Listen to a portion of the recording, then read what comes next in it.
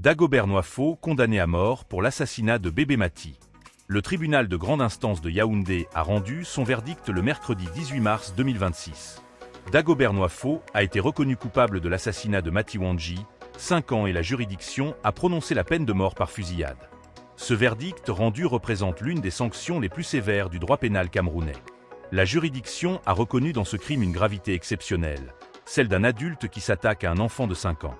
Le tribunal a également prononcé des réparations civiles massives avec des montants qui s'ajoutent à la peine principale et témoignent de la sévérité globale de la décision. Les faits remontent à mai 2025. Dagobert Noifo s'est rendu au domicile de la famille Wandji, dans un quartier de Yaoundé, armé d'un poignard. À l'origine du geste, un différend avec le père de l'enfant. L'enfant n'était pas directement impliqué dans ce litige entre adultes, mais Mati Wandji, 5 ans, a pourtant été la victime de ce geste et a été assassiné avec l'arme blanche. La mort de l'enfant a eu lieu dans son propre foyer et le domicile familial s'est transformé en lieu de crime. Cet aspect des faits a profondément marqué l'opinion publique camerounaise. Notons que le code pénal camerounais prévoit la peine de mort pour les crimes les plus graves, mais son application reste cependant extrêmement rare.